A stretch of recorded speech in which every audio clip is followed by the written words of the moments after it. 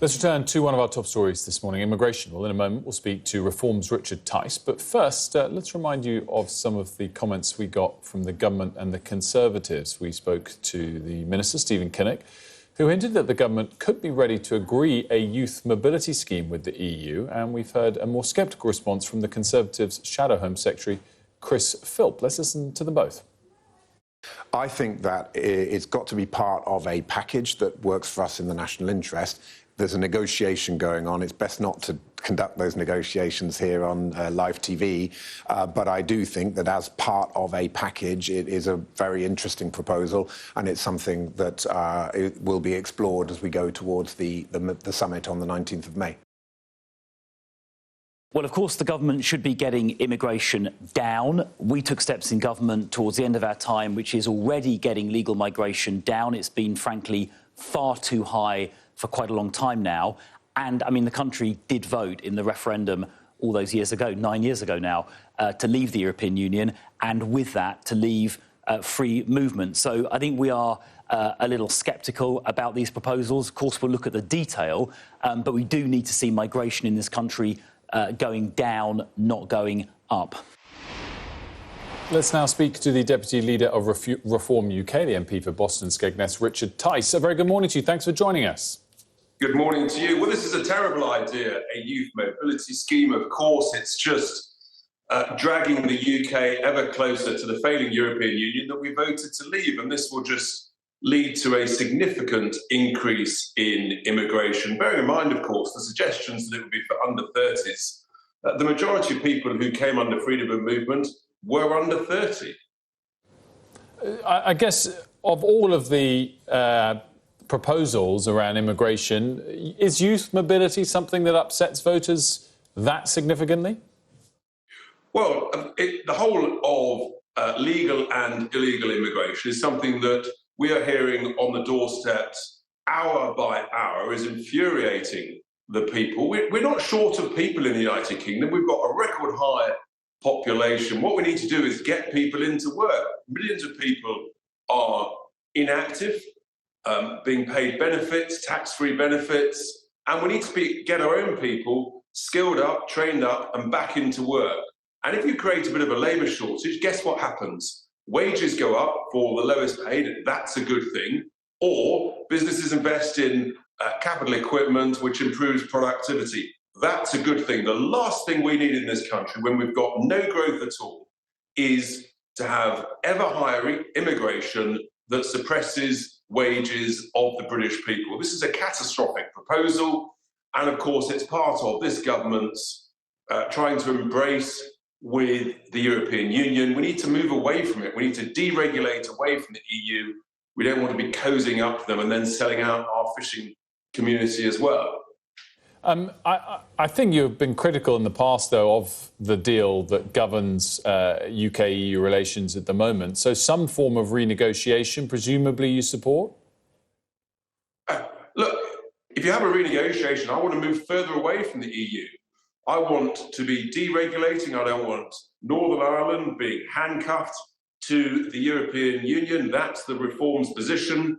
We want to renegotiate our fishing deal to protect British fishermen, including in my constituency of Boston and Skegness. And so there's all these opportunities. And let's remember, to all of those who say, oh, we've got no growth, we need to get closer to the EU, I just remind all of your viewers and listeners, the EU's economies are failing even more than our own one. The last thing we want to do is drag ourselves towards a failing economic model that's also burdened with net stupid zeros, destroying jobs, destroying industries, and leading to ever lower growth. I wanted to ask what your latest thinking was towards Robert Jenrick. I think last Wednesday you said to Sam Coates that he was in the wrong party and he should come over to Reform. The following day, Nigel Farage told Sam Coates that he didn't want Robert Jenrick anywhere near the Reform Party. What is ultimately your view towards Jenrick? Look, to be honest, I don't spend every minute or hour or day thinking about Mr. Jenrick. I mean, there's a bit of political teasing and bantering, of course. Look, he's got his job to do. We've got our job to do. We're cracking on. We're campaigning hard all over the country where there are elections, and that's our sole focus. I'm really just not interested in the Conservative sort of machinations, their own internal issues.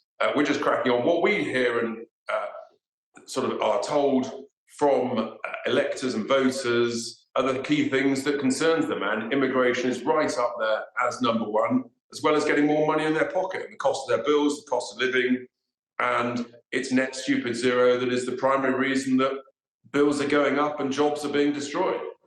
Are you feeling confident about the Runcorn by-election?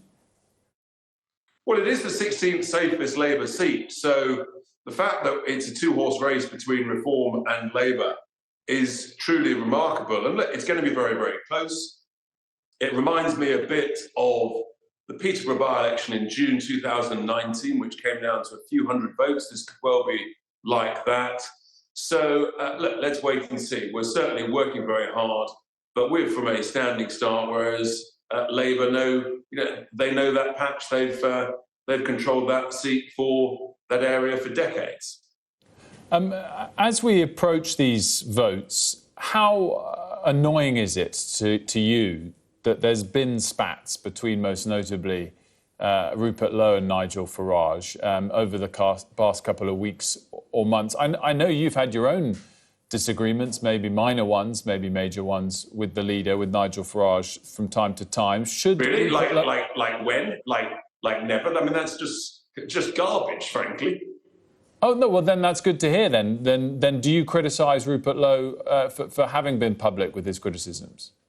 Of course. I mean, look, what happened with Mr. Lowe is sad, but there are investigations going on. But the way he's behaving is just well. At the end of the day, it's his choice. I actually don't care. We're focused on our job, which is to get ever more people to have confidence in reform, to vote in reform, to like our policies. And Nigel's doing an incredible job going around the country, campaigning hard. I'm campaigning hard across Lincolnshire. And we're just hopeful that will pay off on Thursday, the May the 1st, with all the counting thereafter. We're pushing on, we're united, and hopefully we might get a Runcorn MP as well. Richard Tice, thanks for joining us this morning. Good to see you.